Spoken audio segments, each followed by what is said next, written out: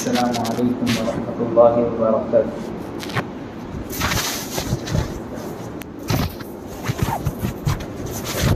الحمد للہ وکفى وسلام علی عباده الذین اصطفى، اما بعد، قال اللہ تبارک وتعالى في كلامه المجيد والفرقان الحميد: اعوذ باللہ من الشیطان الرجیم، بسم اللہ الرحمن الرحیم۔ إنا نحن نزلنا الذكر وإنا له لحافظون۔ وقال في موضع آخر: وإن كنتم في ريب مما نزلنا على عبدنا فأتوا بسورة من مثله وادعوا شهداءكم من دون الله إن كنتم صادقين۔ قال النبي صلى الله عليه وسلم: خيركم من تعلم القرآن وعلمه۔ صدق اللہ العظیم۔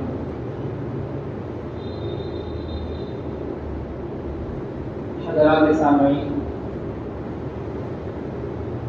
معزز بزرگوں اور دوستوں،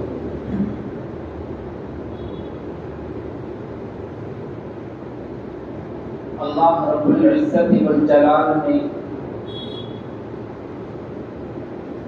جس طریقے سے قرآن مجید کو حضرت جبرائیل امین علیہ السلام کو دے کر بھیجا، اور حضرت جبرائیل نے محمد الرسول اللہ صلی اللہ علیہ وسلم کو دیا، اور محمد الرسول اللہ صلی اللہ علیہ وسلم نے جیسے صحابہ کو سنایا، دکھایا، بتایا، یاد دلایا، اور جیسے صحابہ نے آگے آنے والی نسلوں کو دکھایا اور سنایا، ویسا ہی قرآن مجید جو کا توں ابھی بھی موجود ہے۔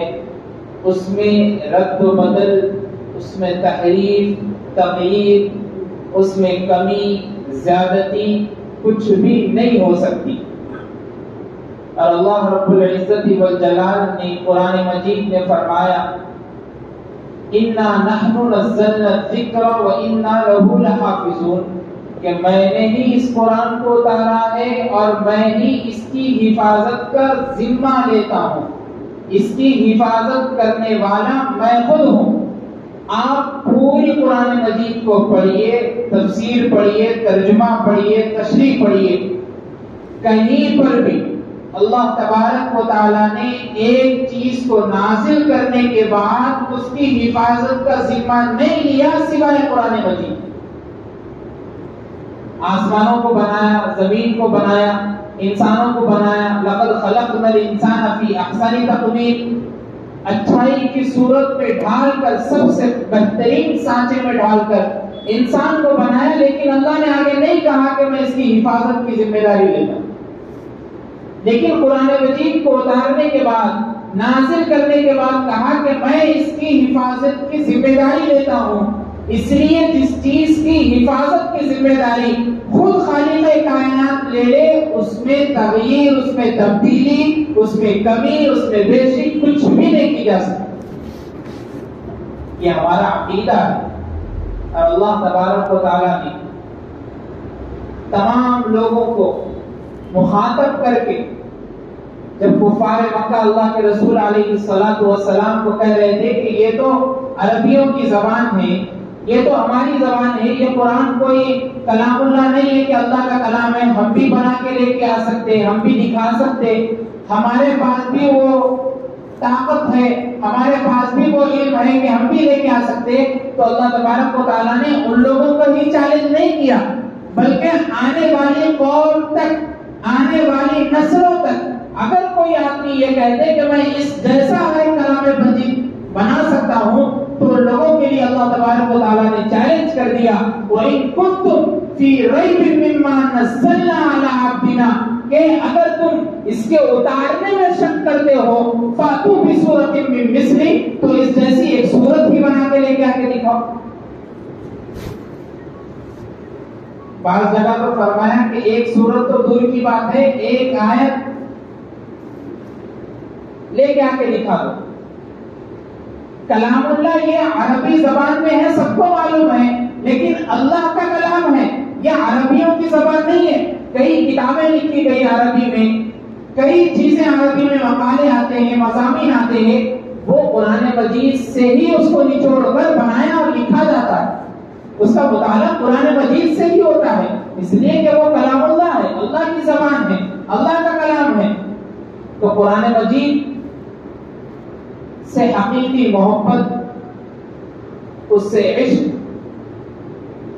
اور اس کی تلاوت کا اہتمام، اس پر ایمان لانا، اس پر تدبر کرنا، مطلب سمجھنا، اس کو سیکھنا، یہ ہماری ذمہ داری، یہ ہمارا کام ہے۔ اس لیے اللہ کے رسول صلی اللہ علیہ وسلم نے فرمایا خیرکم من تعلم القرآن وعلم، تم میں سے سب سے بہترین شخص وہ ہے جو قرآن کو سیکھے اور دوسروں کو سکھائے۔ صرف سیکھنے والا نہیں، سکھانے والا بھی بہترین ہے۔ اس لیے بعض حضرات اپنے بچوں کو پڑھانے کے لیے مصحف کو بلاتے ہیں اور عربی کے مصحف رکھتے ہیں پڑھانے کے لیے، تو بعض لوگوں کی کیفیت، ذہنی کیفیت یہ ہو جاتی ہے کہ بچوں کو تو اچھا دیکھتے ہیں لیکن مصحف جو آتے ہیں ان لوگوں کی رسپیکٹ نہیں رہتی، ان لوگوں کی عزت نہیں رہتی۔ بھائی انہوں آپ کے بچے کو تعلیم دینے کے واسطے آ رہے، قرآن مجید کی تعلیم دے رہے، دین کی تعلیم دے رہے، اسلام کی تعلیم دے رہے۔ آپ اگر ان کا ادب کریں گے تو آپ کا بچہ آپ کو دیکھ کے سیکھے گا اور انہیں بھی ادب کرنے کے واسطے تیار ہوگا۔ اور جب ادب سے کوشش کوئی کی جاتی، سیکھا جاتا، تو صرف دل پر اس کا اثر ہوتا۔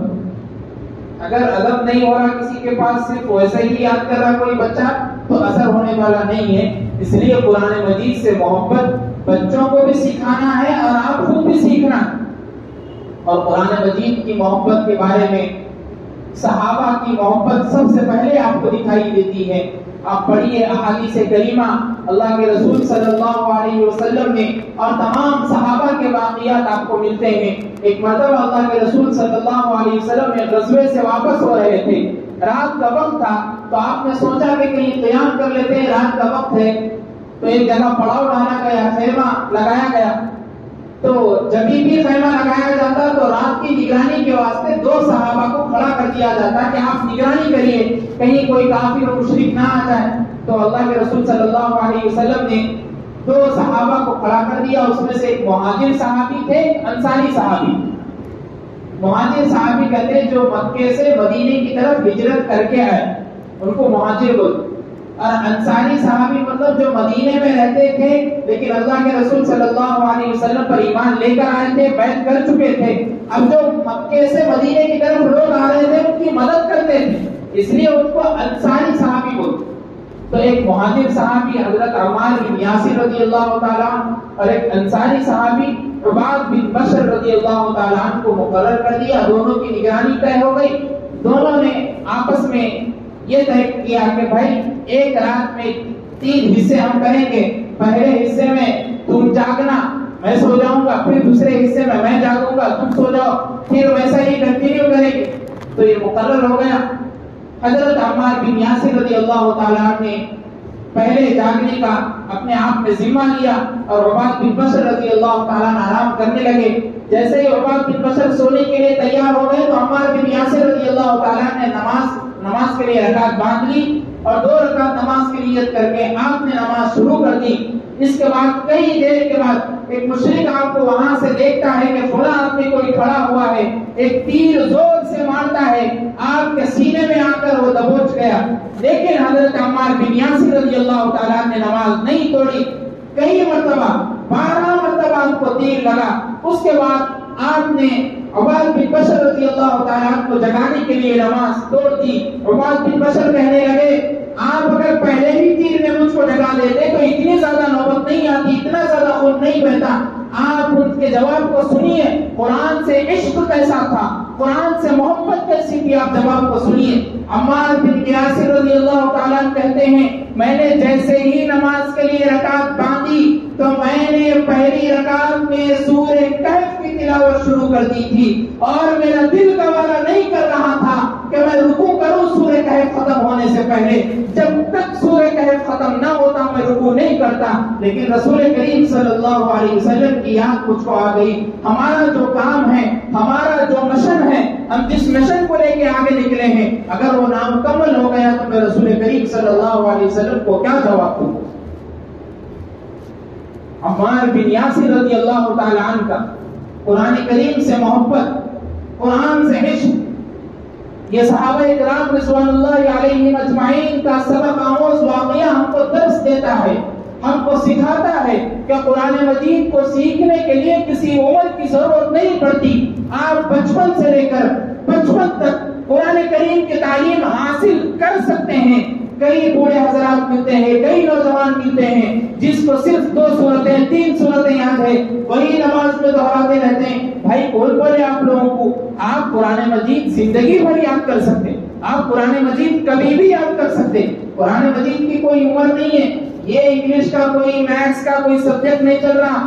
اسکول میں 16 سال کی عمر تک 10 پاس کرا دینا، 17 سال کی عمر تک 10 پاس کرا دینا، پھر فرسٹ ایئر سیکنڈ ایئر، عمر طے نہیں ہے. آپ کبھی بھی قرآن مجید کو پڑھ سکتے، یاد کر سکتے. اور حضرت علی رضی اللہ تعالیٰ عنہ کا وہ قول آپ دیکھیے کیسے صحابہ کرام تھے. فرماتے ہیں میں ماں کی گود سے لے کر قبر کی گود تک طالب علم بن کر رہنا چاہتا ہوں. کون حضرت علی؟ جن کے بارے میں اللہ کے رسول صلی اللہ علیہ وسلم نے فرمایا انا مدینۃ العلم وعلی بابھا، میں علم کا شہر ہوں تو علی اس کا دروازہ ہے. مجھ تک پہنچنا ہے تو پہلے علی تک پہنچو. وہ حضرت علی فرماتے ہیں کہ میں ماں کی گود سے لے کر قبر کی گود تک طالب علم بن کر رہنا چاہتا ہوں. اور ہمارا ایٹیٹیوڈ، ہمارا تکبر یہ ہو گیا کہ بھائی عمر ہو گئی، میں بزنس مین بن گیا، اب قرآن مجید کو کیوں پڑھوں میں، اب کیوں سیکھوں میں، اب کیوں وہ سب کو بلا کے ان کے پاس پڑھوں. کہاں لکھا ہوا ہے بھائی؟ شادیوں میں قرآن مجید دی جاتی، ویسے ہی اس کو اٹھا کر دفتر میں رکھ دیے. قرآن پڑھنا تو دور کی بات ہے، اس کے اوپر سے دھول بھی صاف نہیں کر رہے. جو کا تو قرآن مجید دیا گیا ویسا ہی ابھی بھی محفوظ ہے. کوئی بھی مہمان ہے تو بولتے صرف ہاں ہم آپ کو شادی میں قرآن مجید دیے تھے، دیکھو وہاں رکھی بھی کتنا اچھا کلر ہے، دیکھو کلر کے واسطے قرآن مجید دیے، دیکھنے کے واسطے دیے. اگر آپ نے پڑھی گے تو آپ کے بچے کیسے علم سیکھیں گے؟ آپ کے بچوں کے اندر قرآن کی محبت کیسے جاگے گی؟ آپ کے بچوں کے اندر قرآن کو سیکھنے کا جذبہ کیسا پیدا ہوگا؟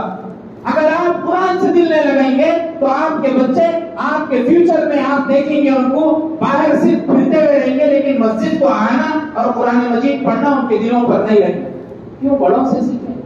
بڑے کبھی قرآن مجید نہیں کھولے تو ہم کیا بول سکتے؟ صرف رمضان آیا اور رمضان گیا، قرآن مجید پڑھ لیے، قرآن مجید اٹھا کے رکھ دیے، تراویح میں پیچھے پڑھ لیے، وہی 3 پارے رب سنا دیے مصحف، انہوں نے 3 پارے رب سن لیے، 10 دن کا ہو گئے تراویح، مسجد میں چھوڑ گئے، گھر میں بیٹھ گئے، ختم. اب سحری کا انتظام ہوگا، تراویح کا انتظام نہیں ہوگا. ایسی قرآن مجید کی آپ حفاظت کریں گے تو اللہ کو کیا جواب دیں گے؟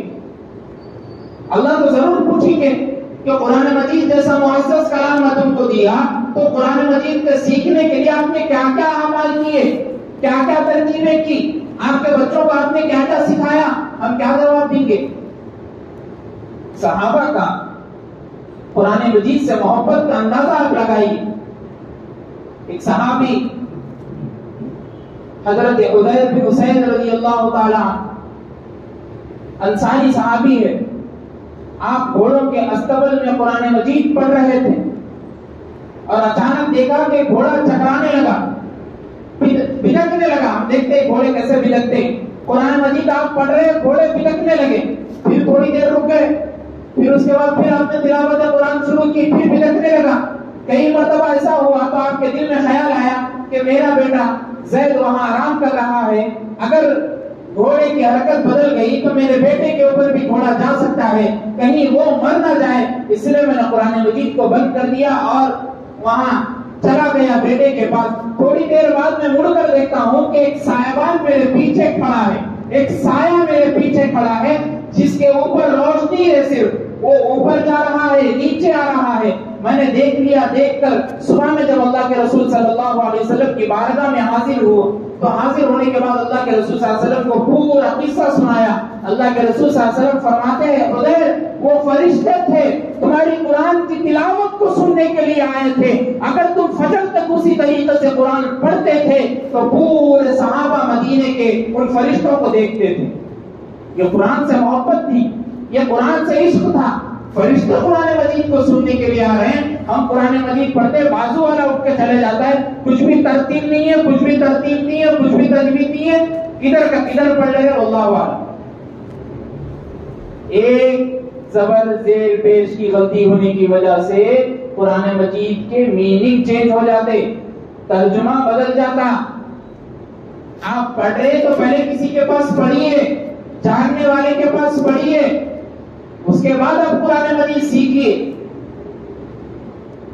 تو اللہ رب العزت والجلال نے کفار مکہ کو بھی چیلنج کر دیا, تمام امت والوں کو چیلنج کر دیا کہ اس جیسی ایک سورت ایک آیت بنا کر لے کے آؤ. لیکن کوئی کسی کے اندر آج تک یہ ہمت پیدا نہیں ہوئی کہ اس جیسا ایک قرآن مجید کی ایک آیت ہی بنا کر کیوں نہ لائے. یہ عربی کا ٹھاٹھے مارتا سمندر ہے, یہ عربی نہیں ہے, یہ کلام اللہ ہے. اس لیے شاعر کہتا ہے الہی رونق اسلام کے سامان پیدا کر, دلوں میں مومنوں کے الفت قرآن پیدا کر. قرآن سے محبت بڑھے گی تو آپ کے بچوں میں محبت آئے گی. پہلے کی خواتین کے گھروں میں قرآن مجید پڑھنے کا معمول تھا, قرآن مجید کو سیکھنے کا معمول تھا. آج کل کی خواتین ٹی ویوں میں سیریلوں میں لگی ہوئی ہے, قرآن مجید کو کھول کر نہیں دیکھتی. بایزید بستامی رحمہ اللہ اتنے بڑے اللہ کے ولی کیسے بنے اللہ کے ولی, کیسے بنے اللہ کے ولی؟ ان کی ماں آپ پیٹ میں بھی موجود ہے, قرآن مجید کی ہمیشہ تلاوت میں مشغول ہے, ہمیشہ تلاوت میں لگی ہوئی ہے. بایزید بستامی رحمہ اللہ کے بارے میں آتا ہے کہ جب آپ پیدا ہوئے تو آپ کی عمر 6 یا 7 سال کی تھی, تو آپ کو مکتب بھیجا گیا. بھیجنے کے بعد استاد ساتھ میں آتے ہیں اور آ کر ماں سے کہتے ہیں بھائی کس کو بھیجا ہے آپ نے؟ یہ تو پہلے سے ہی 15 پاروں کا حافظ قرآن. ماں کی تربیت, بہنوں کی تربیت ایسی تھی, اس لیے وہ اللہ کے ولی بنے. آج بایزید بستامی رحمہ اللہ کے اس نام کو پوری دنیا یاد کرتی ہے, اور ہمیشہ کے لیے یاد کرنا بھی ضروری ہے, اس لیے کہ ان کی تربیت ایسی ہوئی تھی. آج اگر ہم ہمارے گھر میں ہمارے بچوں کی تربیت کرنا چاہتے ہیں تو سب سے پہلے خواتین کا سب سے زیادہ ان کی, اور پڑھنے والے جتنی بھی خواتین گھر میں رہتی ہیں ان کا سب سے پہلا کام ہے کہ اپنے بچوں کو قرآن مجید سکھائے. اب سکھاتے کب؟ خود سیکھے ہوئے رہنا, خود سیکھنے کے لیے پڑھتے رہنا, اور پڑھنے کے لیے اچھے باجی ملتے ہیں آپ کو, خواتین کے لیے اچھے ٹیچرز ملتے ہیں پڑھانے کے لیے. قرآن مجید کو ان سے پڑھنا ہے, پڑھ کے اپنے بچوں کو پڑھانا ہے. اگر آپ نے اپنے بچوں کی تعلیم کے لیے انجینئر ڈاکٹری سوچ کے رکھی ہے تو بہت اچھی بات ہے, لیکن قرآن کی تعلیم یہ اصل علم ہے, یہ علم عرفاں ہے, یہ علم تعبیر ہے. اس لیے اللہ کے رسول صلی اللہ علیہ وسلم نے فرمایا, حافظ قرآن کے مرتبے کے بارے میں فرماتے ہیں یہ جنت میں اس کو کہا جائے گا کہ قرآن پڑھتا جا, جنت کے درجوں پر چڑھتا جا. جہاں تک تم قرآن مجید پڑھتے رہو گے تمہارا درجہ بڑھتے رہے. صرف قرآن مجید پڑھنے والے حافظ قرآن کے بارے میں نہیں, اس کے ماں باپ کے بارے میں بھی فرمایا کہ سورج سے زیادہ روشن تاج پہنایا جائے گا. اور قرآن مجید حافظ قرآن سفارش کرنے والا ہوگا. بہت کم لوگ ہیں سفارش کرنے والے قیامت کے دن, اس میں سے ایک حافظ قرآن ہوگا. وہ حافظ قرآن کی خود قرآن آ کر کہے گی کہ مجھ کو یہ روزانہ پڑھتا تھا, اللہ یہ میں آپ کا کلام ہوں, آپ کو یہ بندہ روزانہ پڑھتا تھا, آپ کو یاد کرتا تھا, اس کو بخش دیجئے. جب قرآن خود بندے کی سفارش کرے گا تو آپ کا مسئلہ وہیں کا وہیں حل ہو جائے. اس لیے کوشش کریے, اپنے آپ کو بدلیے, قرآن کریم کی طرف متوجہ ہو جی, رجوع الی القرآن کر لیجیے. اپنے تن کو, اپنے من کو, اپنے دھن کو, سب کچھ قرآن مجید پر وقف کر دیجیے. صحابہ کی زندگی کو پڑھتے رہیے, دیکھتے رہیے, حقیقی محبت پیدا کیجیے. قرآن مجید سے سبق آموز واقعات کو اٹھائیے, پڑھیے، کیا ہم کو سیکھنے کے واسطے مل رہا ہے وہ بھی پڑھیے۔ اس لیے علامہ اقبال رحمۃ اللہ علیہ نے فرمایا تھا وہ معزز تھے زمانے میں مسلمان ہو کر، وہ صحابہ کے بارے میں فرماتے ہیں وہ معزز تھے زمانے میں مسلمان ہو کر، اور ہم خوار ہو گئے تاریخ کے قرآن ہو گئے، ہم نے قرآن کو چھوڑ دیا اس لیے ہم بے عزت ہو گئے، ہمارا کچھ رتبہ نہیں ہے، ہماری کچھ بلندی نہیں ہے۔ آپ قرآن مجید کو دل سے لگائیے، پڑھیے، حقیقی محبت کیجیے، اللہ بھی آپ کو خود بخود آپ کے درجات کو بلند کر دے گا۔ اللہ تعالیٰ سے دعا کیجیے کہ اللہ ہم سب کو کہنے سننے سے زیادہ عمل کی توفیق عطا فرمائے، اور قرآن کریم سے سچی و حقیقی محبت ہمارے دلوں میں پیدا فرمائے۔ وآخر دعوانا الحمدللہ رب العالمین۔ ذرا سنت نہ پڑھیں۔